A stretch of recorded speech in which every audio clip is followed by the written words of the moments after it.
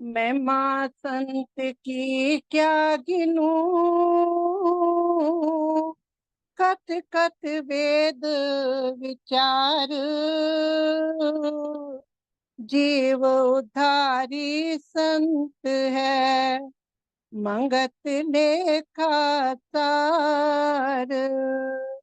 मैं माँ संत की क्या गिनूं, कत कत वेद विचार, जीव उद्धारी संत हैं, मंगत लेखा सार। संतों की महिमा का कोई बखान नहीं कर सकता है। संतों की महिमा अपरंपार है। कितने ही वेद, ग्रंथ, उपनिषद लिखे गए हैं।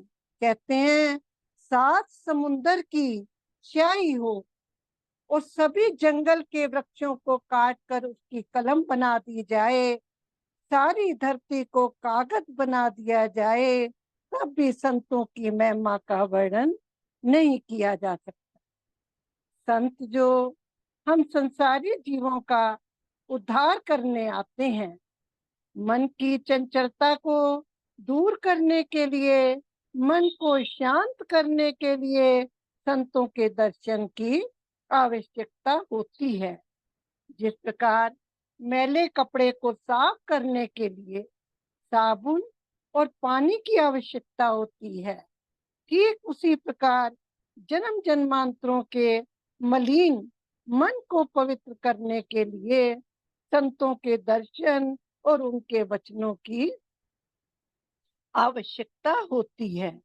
जिन प्रेमियों ने महाराज जी का दर्शन और सत्संग का रसपान किया है, जिन प्रेमियों ने महाराज जी का दर्शन और सत्संग का रसपान किया है, ये वही प्रेमी जानते हैं कि संतों के दर्शन की जीवन में क्या आवश्यकता है। जैसे गूंगा गुड़ का स्वाद नहीं बता सकता, कबीरदास जी ने भी कहा है, कहे कबीर गूंगा गूंगे गुड़ खाया, पूछे तो क्या करिए। गूंगे से, क्योंकि वो बोल तो सकता नहीं है, वो क्या उसका बखान करेगा कि गुड़ का क्या स्वाद है। जिस तरह संत, जिस जगह संत विराजमान होते हैं, सत्संग करते हैं, तप करते हैं, उस स्थान पर अनेक पवित्र शरीर से उनके सत्संग में वचनों से जो रूहानी किरणें फूटती हैं, वह किरणें आसपास अपना मंडल बांध देती हैं, और जो प्रेमी उस मंडल में प्रवेश करता है, उन उन पर उस स्थान का ज्यादा असर पड़ता था। हम देखिए महाराज जी का जीवन देखें, जहाँ जहाँ महाराज जी तप करने जाते थे, प्रेमी कुछ उनसे मिलने जाते थे, तो महाराज जी कहते थे, प्रेमियों समय हो गया है, अब जाओ अपने घर। कहते मी बाबू जी हमारे बताते थे कि प्रेमियों से वार्तालाप होता था, तो कहते थे कि प्रेमी कहते थे हमारा मन ही नहीं करता है वहां जाने से, इतनी ठंडक, इतनी शांति महसूस होती है वहां पर। उनको असलियत का पता लगता है और उनका प्रभु पर विश्वास बढ़ता है। वो विश्वास ही प्रभु की भक्ति का आधार है। और महाराज जी ने वाणी में भी कहा है कि एक विश्वास सब सुख की खान, मंगत दृढ़ विश्वासी को मिले श्री भगवान। सच्चे संतों की महिमा ग्रंथ श्री समता विलास में महाराज जी ने फरमाया है, क्या बखानू साधु वडियाई, साधु की महिमा प्रभ माही समाई, साधु के वचन से धीरज आवे, पार ब्रह्म से मेल मिलाए, साधु की सेवा जुग जुग भरपूर,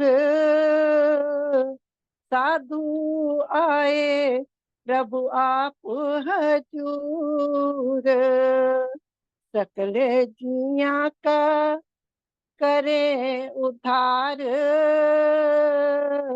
मंगत साध स्वरूप जब आया अवतार। महाराज जी फरमा रहे हैं, क्या बखानों साध वडियाई, संतों की महिमा की क्या वडियाई की जाए। कहते संत जो होते ही ईश्वर स्वरूप है।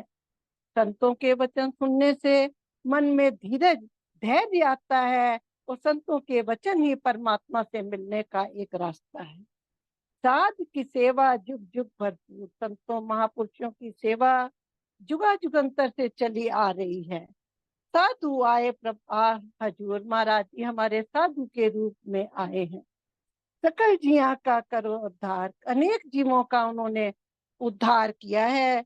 मंगत साध स्वरूप जब आया अवतार, जब हमारे महाराज जी ने अवतार लिया है, कई जीवों का उद्धार करके उनको सतमार्ग की तरफ लगाया है। गुरबाणी में भी गुरु नानक देव जी ने संतों की महिमा का बखान किया है। कहते हैं, साध की धूरी करो स्नान, साध ऊपर जाइए कुर्बान, साध सेवा वडभागी पाइए, साध संग हर कीर्तन गाइए, अनेक विघ्न ते साधु राखे, हर गुण गाए अमृत रस चाके, ओट गई संत दर आया, सर्ब सुख नानक ते पाया। जिसने संतों के वचनों से अपने मन को स्नान कराया, मतलब संतों के वचन का मनन और निध्यासन किया है, उसका मन विकारों से रहित हो जाता है। संतों की सेवा बड़े भाग्य से प्राप्त होती है। संत अनेकों मुश्किलों से, जो आत्मिक उन्नत में बाधाएं होती हैं, उनसे बचा लेते हैं।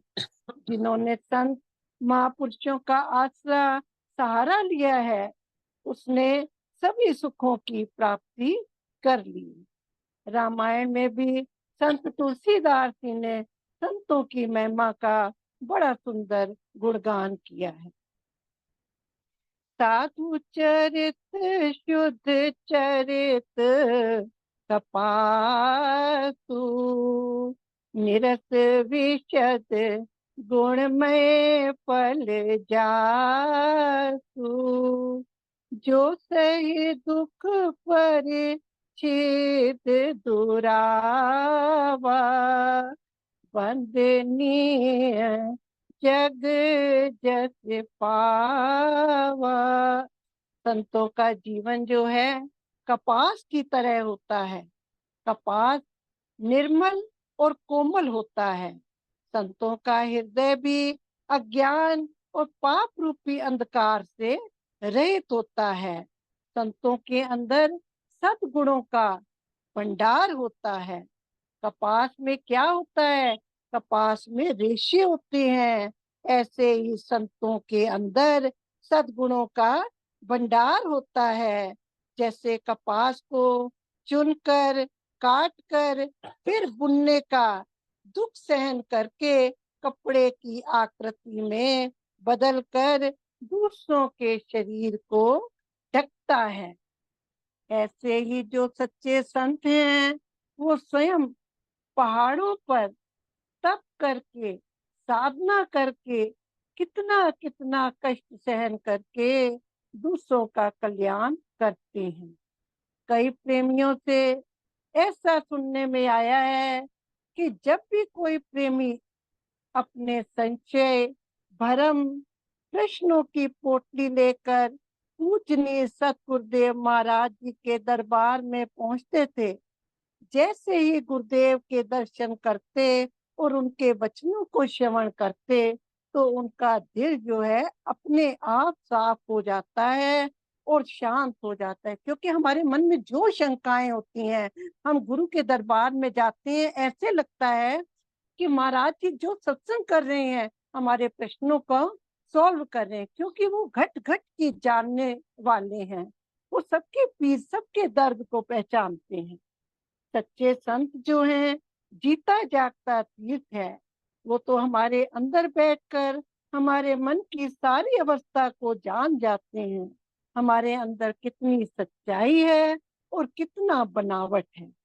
जैसे नादान बच्चे अपने माता पिता के भरोसे खेलते कूदते और खुश रहते हैं, उसी प्रकार संतों के शिष्य भी बेखबर और निश्चिंत होकर उनकी छत्र छाया में, उनकी आज्ञा में अपना जीवन बसर करते हैं।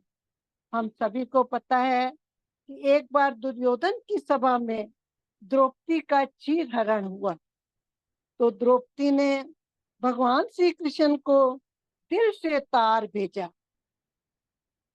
कहा कि हे द्वारकावासी, शीघ्र आओ और मेरी रक्षा करो। भगवान श्री कृष्ण द्रौपदी के पास पहुंचे, मगर देर से। तो द्रौपदी कहती है, भगवान आपने आने में इतनी देर लगा दी। भगवान बोले, द्रौपदी इसमें मेरा कोई दोष नहीं। जैसे ही तेरा तार मिला उसमें लिखा था, हे द्वारकावासी शीघ्र पहुंचो और मेरी रक्षा करो। द्वारका से चलकर आने में समय लगता है। अगर तुम द्वारकावासी की जगह घट घट वासी लिखा होता तो तुम्हारा शीघ्र ही काम बन जाता। ऐसी ही हमारी दशा है। हम भी अपने सतगुरुदेव महात्मा मंगत राम जी को घट घट वासी ना जानकर उन्हें एक साधारण साधु के रूप में देखा है। इस कमी को दूर करने के लिए महापुरुषों संतों ने गुरु मूर्ति यानी गुरु को अपने हृदय में दर्शन करना कहा भी है। गुरुदेव ने, गुरुदेव प्रेमियों से कहते थे, प्रेमियों इनको अपने हृदय में देखो। वाणी में भी कहा है, सतगुरु तो अंतर रमे, पल पल करे पुकार, आज्ञाकारी होए के तू घट का पाट उखाड़। सतगुरु तो हमारे अंतर हैं, बस करना क्या है, हमारी पुकार सच्ची हो। हम तो गुरु की आज्ञा को माने, गुरु ने जो हमें हिदायत दी है उस पर चलकर अपने अंदर जो घट का पाठ है, हमारे घट में जो अंधकार भरा हुआ, ज्ञान भरा हुआ है, उसे हमने खत्म करना है।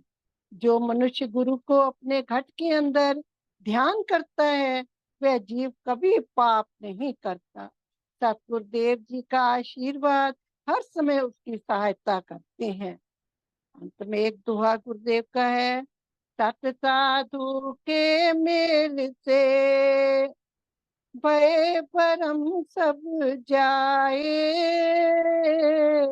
मंगत तिथ की सेव से कोट कोट सुख पाए।